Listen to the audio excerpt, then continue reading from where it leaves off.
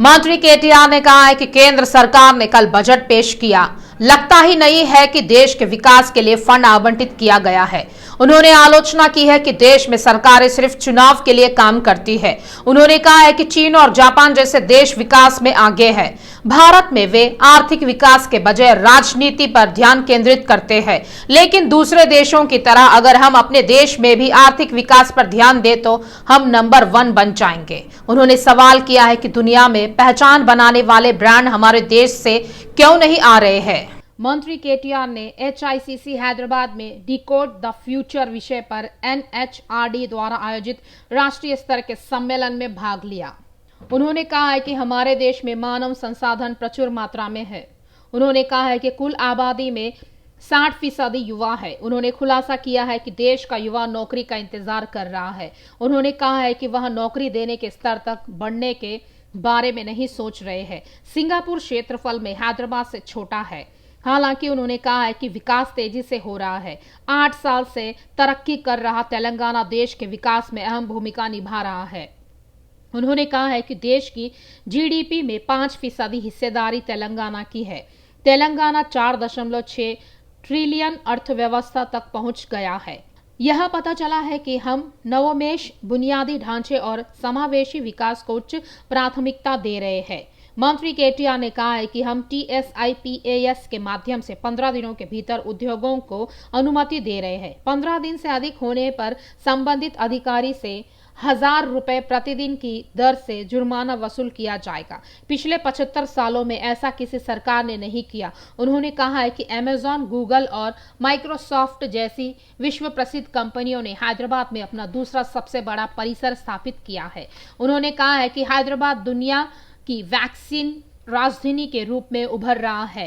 यह 1/3 वैक्सीन बनती है। यह उल्लेख किया गया है कि IT और कृषि का विकास हर साल बढ़ रहा है। दुनिया की सबसे बड़ी लिफ्ट सिंचाई परियोजना कालेश्वरम 4 साल के भीतर पूरी हो गई है। उन्होंने कहा है कि CM KCR के नेतृत्व में राज्य शानदार प्रगति कर रहा है। Uber, Micron, ServiceNow, Qualcomm, Novartis, all of their second largest campuses in the world, Medtronics, second largest campuses in the world are in this city of Hyderabad, in Telangana.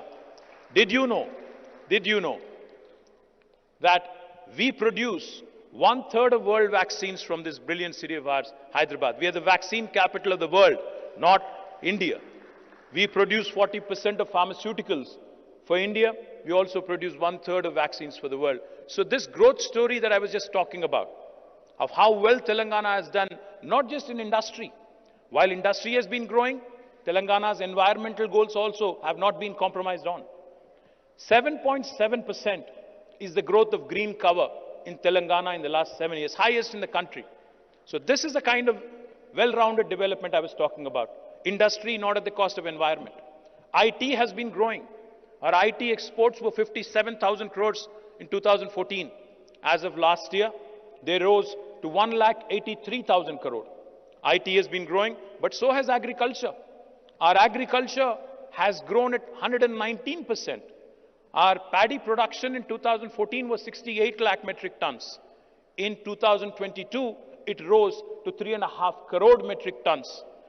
We are the only state in India to have completed an amazing drinking water project of providing a portable drinking water connection to each and every one of our 1 crore homes, even before the government of India woke up, under a project called as Mission Bhagirath. In 75 years, we were the first state in India who had accomplished that. While drinking water has been taken care of, let me also indulge you for a minute. Those of you who are trigger happy, I request you to pull out your phones for a minute. Please do. Please Google. World's largest lift irrigation project. मंत्री हरीश राव ने कहा है कि राजा बहादुर Venkatarama Reddy educational society एक सेवा उन्मुख गैर लाभकारी संगठन है। मंत्री हरीश राव ने मंत्री सबिता इंदिरा रेड्डी, निरंजन रेड्डी और प्रशांत रेड्डी के साथ राजा बहादुर वेंकटराम रेड्डी एजुकेशनल सोसाइटी के नए छात्रावास के निर्माण के लिए भूमि पूजन किया। राजा बहादुर वेंकटरामा रेड्डी द्वारा स्थापित शैक्षिक समाज के विस्तार के एक भाग के रूप में मंत्री ने कहा है कि वे आज नए भवन के लिए भूमि पूजन करके प्रसन्न है। मंत्री हरीश राव ने कहा है कि पैसा कमाने वाली शिक्षण संस्था होने के बजाय गरीब छात्रों को शिक्षा देकर समाज में उच्च मूल्यों की स्थापना करनी चाहिए। उन्होंने कहा है कि यह संस्था गरीब ग्रामीण युवाओं को बहुत कम कीमत पर उच्च शिक्षा प्रदान करने के लिए सेवाएं प्रदान करती है। विशेष रूप से लड़कियों की शिक्षा के लिए राजा बहादुर वेंकट रामा रेड्डी के प्रयासों ने आज कई गरीब ग्रामीण लड़कियों को अवसर दिया है। उन्होंने कहा है कि कम कीमत पर गरीब ग्रामीण युवाओं को उच्च शिक्षा प्रदान करने के लिए सीएम केसीआर ने बड़वेल में 15 एकड़ सरकारी जमीन को विश्व स्तरीय शिक्षण संस्थान और छात्रावास परिसर की स्थापना के लिए आवंटित करके एक महान दिल दिखाया है। इस कार्यक्रम में महिला आयोग की अध्यक्ष सुनीता लक्ष्मण रेड्डी, एमएलसी वनी देवी, विधायक मदन रेड्डी, श्रीधर रेड्डी, राजा बहादुर वेंकट रामा रेड्डी, एजुकेशनल सोसाइटी के सदस्य शामिल हुए। हैदराबाद के चिक्कड़पल्ली थाना क्षेत्र में आग लग गई।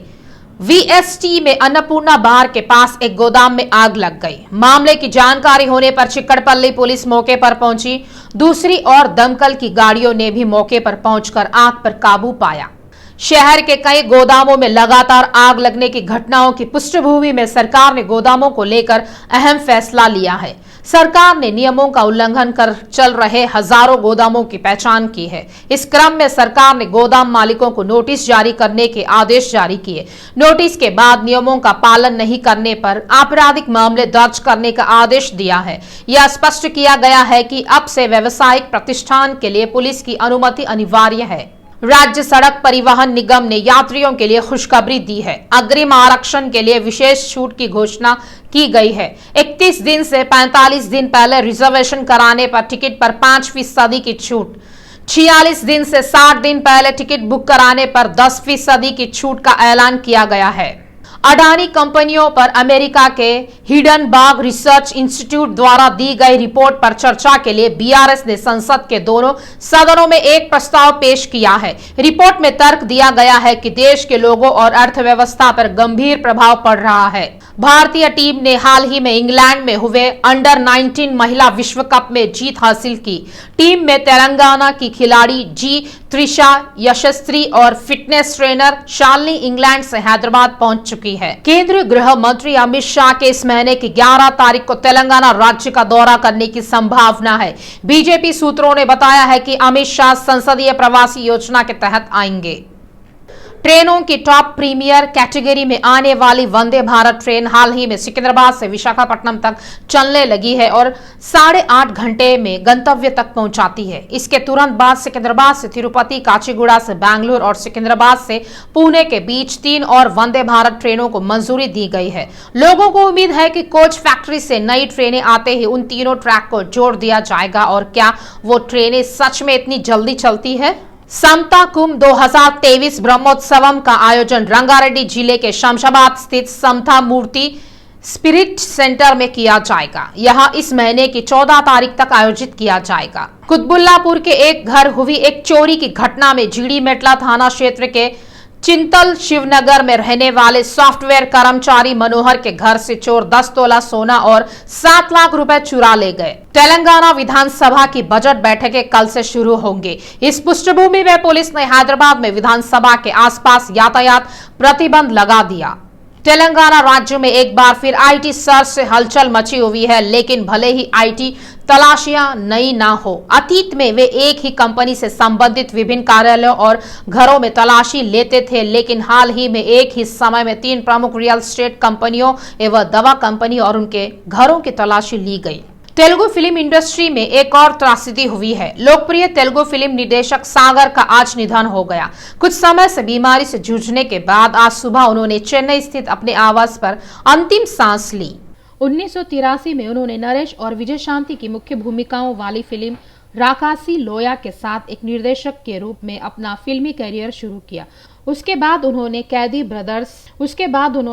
ब्रदर्स, अम्मा दोंगा, रामा सक्कनोडु, एक्शन नंबर 1, अन्वेषणा, ओसिना मर्दला जैसी कई हिट फिल्मों का निर्देशन किया। सागर ने 3 बार तेलुगु फिल्म डायरेक्टर्स एसोसिएशन के अध्यक्ष के रूप में भी काम किया।